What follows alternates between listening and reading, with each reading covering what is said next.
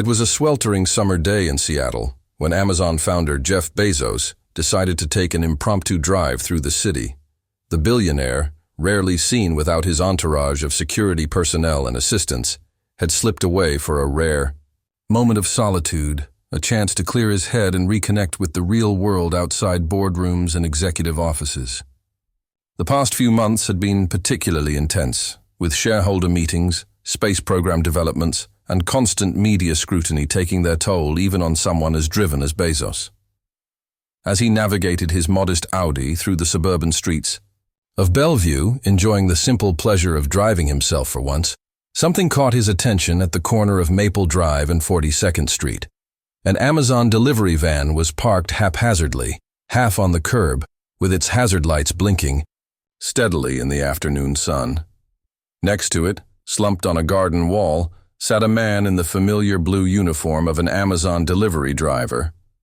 Even from a distance, the exhaustion was evident in the man's posture, shoulders hunched, head in hands, the picture of defeat. Bezos slowed his car, an unexpected concern rising within him. He had read the reports, of course, the analytical, data about delivery quotas, efficiency metrics, and driver performance that crossed his desk in neat, sanitized presentations. But there was something profoundly different about seeing the human reality behind those numbers, sitting there in the flesh visibly depleted on this scorching summer day. Acting on impulse, Bezos pulled over. "Everything okay over there?" he called out after lowering his window, sunglasses still in place, baseball cap pulled low over his forehead, his usual disguise when wanting to avoid recognition. The driver looked up wearily, not recognizing the billionaire behind the casual disguise. "Yeah, just taking a quick breather," he replied, straightening up with effort. 187 packages today. Still got 62 to go. He checked his watch with a grimace. And 4 hours before deadline. Bezos stepped out of his car, keeping his approach casual. "That sounds like a lot." "It's actually better than yesterday," the man said with a humorless laugh, wiping sweat from his brow with a forearm. "I'm Marcus, by the way. Marcus Johnson." "Jeff," Bezos replied simply, extending his hand, deliberately omitting his last name. Marcus shook it firmly despite his fatigue, his handshake revealing the character of a man who took pride in his work, regardless of the circumstances. Up close, Bezos could see Marcus was in his early 40s, with deep smile lines around his eyes that contrasted with the current weariness in his expression. His Amazon uniform was sweat-stained, and his hands bore the calluses of someone who'd been lifting packages for years. A faded tattoo on his forearm read, "Semper Fi." A Marine, Bezos realized. "Mind if I ask how long you've been delivering for Amazon?" Bezos inquired, genuinely curious about the man's story. 4 years next month, Marcus answered, taking a long drink from a water bottle that was nearly empty. "Started right after I lost my job at the steel plant when it closed down. 20 years there, then nothing overnight. This job was supposed to be temporary, you know?" He shrugged. "But then Maria, that's my wife, got sick, cancer, and the medical bills piled up faster than we could handle. Now I'm working double, shifts most days just to keep our heads above water." Bezos felt a tightening in his chest. This wasn't just a tired employee. This was a man carrying the weight of his family's survival on his shoulders. Marcus took another swig from his nearly empty water bottle, tilting it all the way back to catch the last drops. "Don't get me wrong. I'm grateful for the job. In this economy, any steady paycheck is something to be thankful for. It's just..." He trailed off, seeming to remember suddenly that he was talking to a stranger. "Just what?" prompted Bezos gently, sensing there was more to the story. Marcus sighed, looking at Bezos as if assessing whether it was safe to speak freely. Something in the billionaire's attentive manner must have passed the test. "It's just relentless, man. The app tracks every move we make, every stop, every delivery, every minute. Gotta deliver 35 packages per hour, regardless of traffic, weather, or apartment buildings with no elevators. No time for proper breaks. If I fall behind, The algorithm flags me. 3 flags, and they start talking about performance improvement. Plans, which is basically code for 1 step away from firing. He gestured to his van. Air conditioning broke 3 weeks ago. Put in a request to fix it, but they say there's a backlog on maintenance. Meanwhile, it's 95 degrees out here, and the back of that van gets hot enough to bake bread. Bezos listened intently, his mind cataloging each issue. This wasn't the Amazon experience he had envisioned when building the company from his garage all those years ago. The efficiency algorithms and delivery protocols made perfect sense in the sterile environment of a strategy meeting. But standing here on this sweltering street corner, their human impact was starkly apparent. What would make the job better? If you could change anything, Bezos asked, careful to keep his tone conversational rather than revealing his true interest in the answer. Marcus looked surprised at the question. Most people just wanted their packages, not the delivery person's opinion on corporate policy. He seemed to consider his response carefully. Realistic routes for one, he replied after some thought. Some days the algorithm expects me to deliver 40 packages per hour in downtown traffic during rush hour. Either the people designing these routes have never actually driven in Seattle, or they've figured out how to bend the laws of physics. He gave a small, tired laugh. And maybe actual break times built into the schedule. Right now, every minute I'm not delivering is a minute I'm falling behind target. He shifted his weight, wincing slightly as he straightened his back. Oh, and bathrooms, he added. You have no idea how hard it is to find a bathroom when you're on the road all day. Most businesses only let paying customers use their facilities. Sometimes I have to choose between making my delivery targets or finding a place to use the restroom. It's not dignified is what it is. Bezos nodded, genuinely troubled by what he was hearing. These were solvable problems, practical, issues that could be addressed with policy changes and better systems. Anyway, Marcus said, checking his watch again and standing up with a slight grimace. Gotta get back to it. Those packages won't deliver themselves. Though with all the robotics Amazon's developing, maybe someday they will, and I'll be out of a job. He attempted a smile that didn't quite reach his tired eyes. Before you go, Bezos said, I'm curious. What keeps you going, despite all the challenges? The question seemed to catch Marcus off guard, but then his expression softened, and for the first time in their conversation, he smiled genuinely. He pulled out his phone and quickly pulled up a photo. My daughter, Lily, she's 12, crazy smart, wants to be an engineer. His voice filled with unmistakable pride as he showed Bezos a picture of a bright-eyed girl with her father's smile, holding what appeared to be a homemade robot. Every tough day is worth it knowing I'm keeping a roof over her head, food on the table. And her medical insurance, that's non-negotiable with her condition. Her condition? Bezos asked. Marcus's expression grew more serious. Type 1 diabetes. Diagnosed when she was 5. The insulin alone costs more than our mortgage each month, even with insurance. The co-pays, the test strips, the doctor visits. He shook his head. Let's just say I can't afford to lose this job, however tough it gets. Bezos felt something shift inside him, something more significant than sympathy or even empathy. Standing. Before him wasn't just an employee or a cog in the vast Amazon machine, but a father fighting daily battles with quiet dignity, asking for nothing more than fair treatment and the chance to provide for his child. In that moment, all the spreadsheets, efficiency metrics, and quarterly reports that normally defined his understanding of Amazon's operations seemed hollow and incomplete. It was nice talking to you, Jeff, Marcus said, climbing back into his van. Not often someone asks how the job really is. Usually people just want to know where their package is. He laughed softly. I'd better get moving before the algorithm decides I'm taking too long. Bezos made a split-second decision that would alter both their lives. Actually, Marcus, I should introduce myself properly. I'm Jeff Bezos. Marcus froze, his key halfway to the ignition. He turned slowly, disbelief washing over his features as recognition dawned. As in, Amazon Jeff Bezos? The very same, Bezos confirmed with a slight smile, removing his sunglasses. Marcus's face cycled through a series of emotions, shock, embarrassment, and finally, a spark of hope tinged with apprehension. "I'm sorry if I complained too much about—" "No," Bezos interrupted firmly. "I'm the one who should be sorry. What you've described today isn't the company I thought I was building." He pulled out his phone. "I'd like to hear more, if you have, time after your shift. And I think there are some people at headquarters who need to hear your perspective too." Marcus looked at his delivery schedule uncertainly, clearly torn between the opportunity and his responsibilities. "Don't worry about the remaining deliveries," Bezos said, already dialing. "I'll make a call. Consider the rest of your day cleared.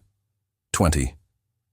Minutes later, after Bezos had made several calls to increasingly astonished Amazon executives, Marcus's supervisor called to inform him that his remaining packages had been redistributed and he was free to take the rest of the day off, with pay. The bewildered driver could hardly believe what was happening. "Where would you like to talk?" Bezos asked. "Your choice." "There's a diner about 10 minutes from here," Marcus suggested. "Nothing fancy, but they make a decent burger, and the coffee's always fresh." Over dinner at the modest local diner, Lou's Corner Grill, a place where Bezos's wealth couldn't have bought him a better table even if he'd wanted one, the billionaire listened for hours as the delivery driver shared the day-to-day realities of his job. The initial awkwardness between them gradually dissolved as Bezos's genuine interest became apparent, and Marcus began to speak more freely. He spoke about impossible delivery quotas that forced drivers to cut corners on safety, the constant pressure from the app that tracked his every move, the lack of air conditioning in summer and proper heating in winter.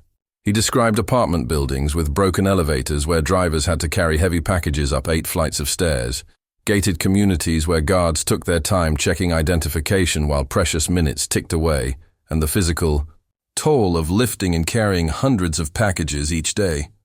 But he also talked about the positive aspects, the customers who left out snacks and cold drinks for delivery drivers, the satisfaction of completing a difficult route, and most of all, his unwavering determination to provide for his daughter Lily. "She's the real genius in the family," Marcus said, showing Bezos more photos on his phone of a smiling young girl with her father's eyes and a science fair medal around her neck. "Built a robotic arm from scratch last year that can pick up and sort items by color.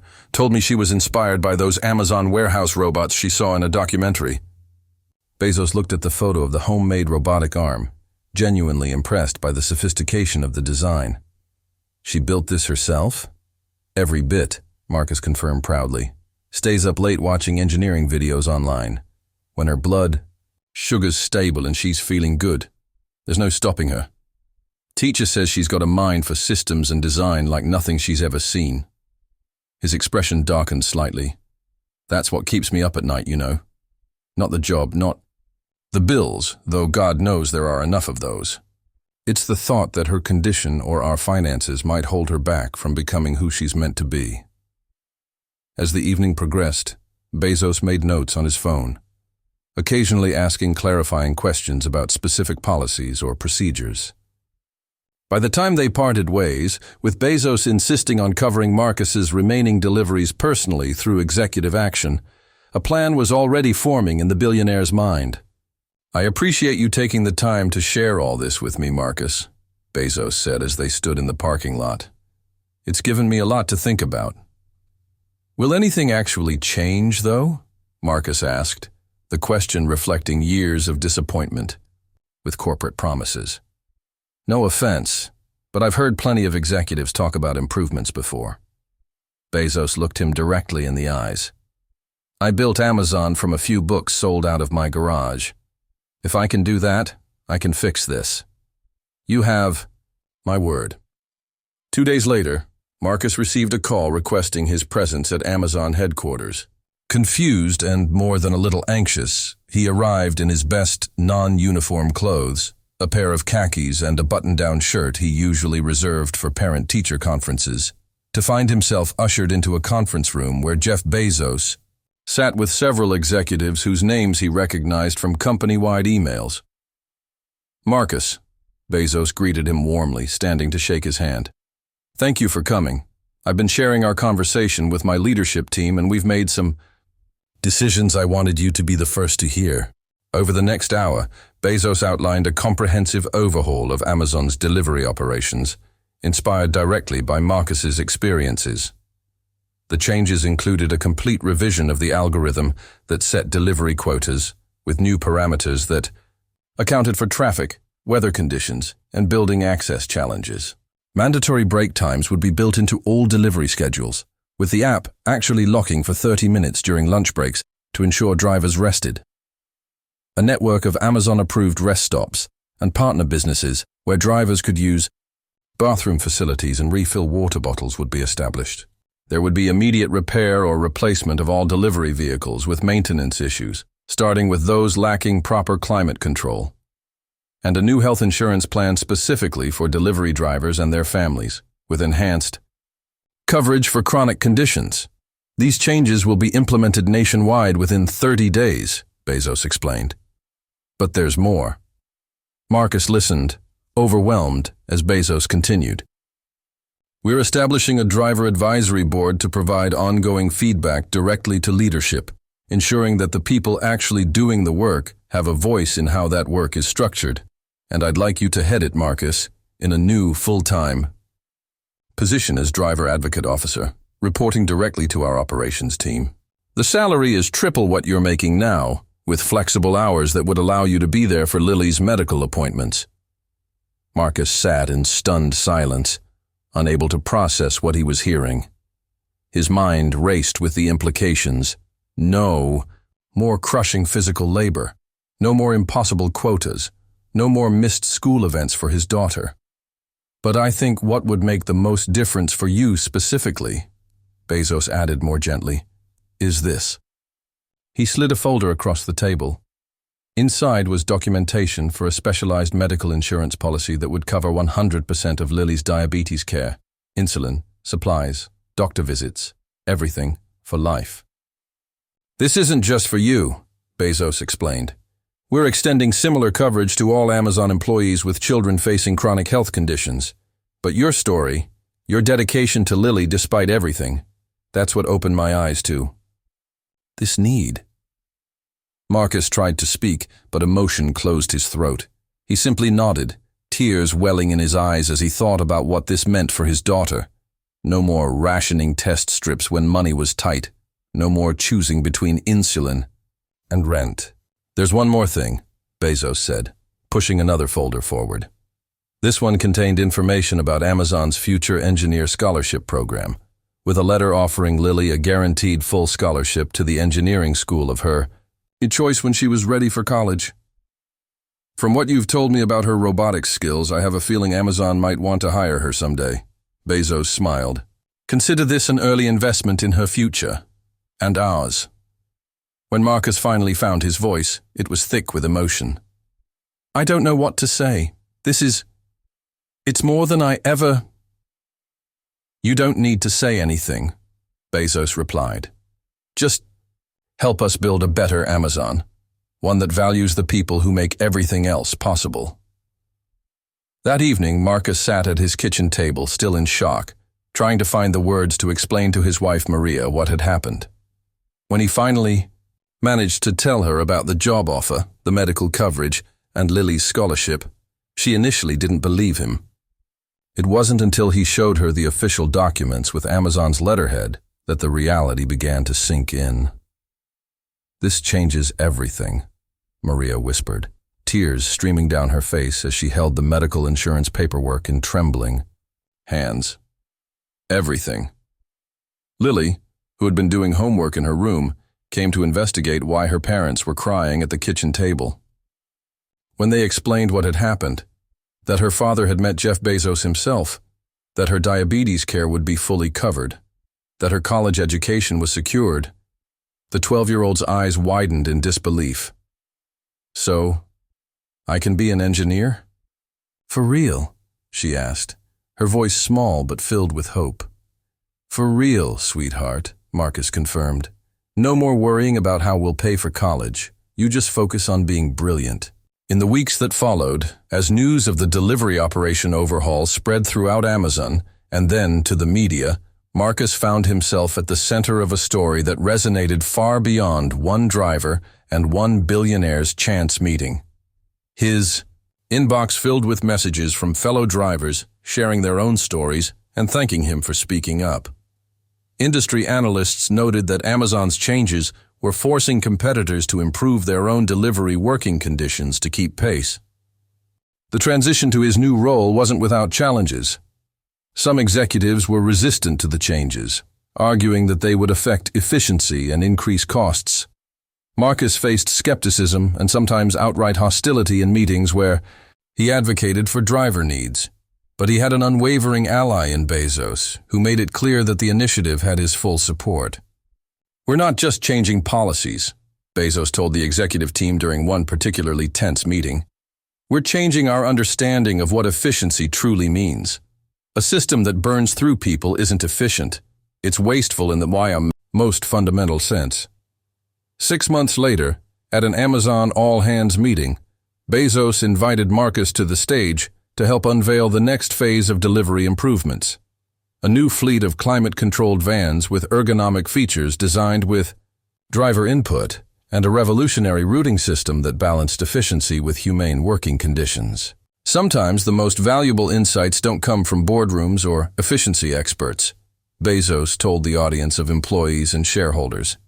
They come from the people doing the work every day, if only we take the time to listen.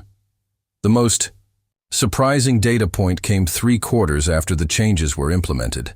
Despite the increased costs associated with better conditions, more realistic delivery quotas, and enhanced benefits, Amazon's delivery efficiency had actually improved. With lower turnover, fewer accidents, and higher driver satisfaction, the company was saving millions on recruitment, training, and liability costs. As for Lily, she was given a tour of Amazon's robotics division, where engineers were astonished by her intuitive understanding of their systems.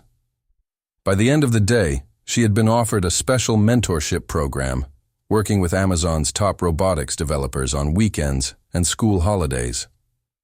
Your daughter has an extraordinary mind, the head of robotics told Marcus after Lily had pointed out a flaw in one of their prototypes that their team had missed. She sees problems and solutions that others don't. She gets that from her mother, Marcus replied proudly. I'm just the delivery guy. Not anymore, the executive reminded him with a smile. 1 year after their chance encounter, Marcus no longer delivered packages.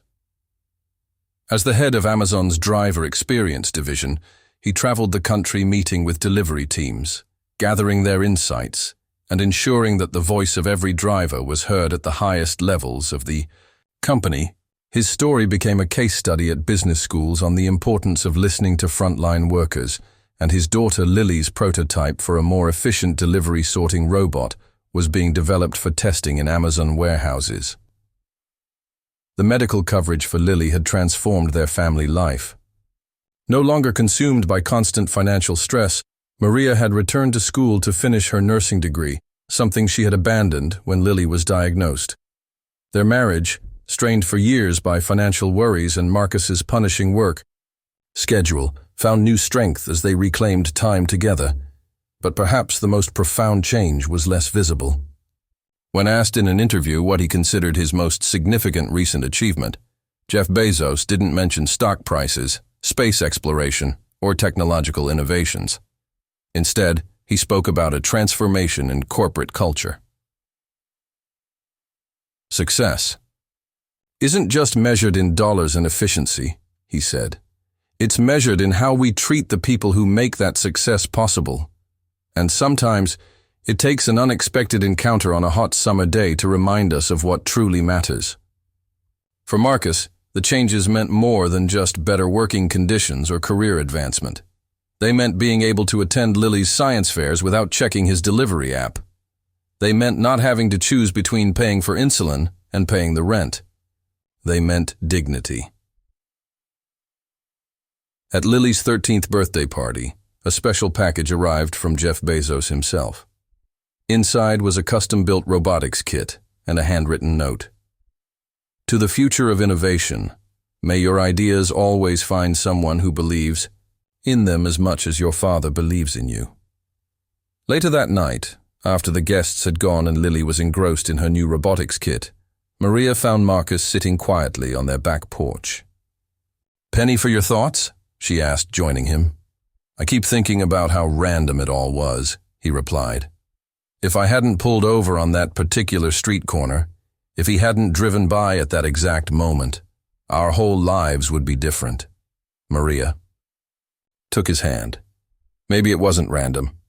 Maybe some things are meant to happen. Whether it was fate, chance, or simply the result of one person choosing to see another's humanity, the encounter between a tired delivery driver and one of the world's wealthiest men had created ripples that continued to spread.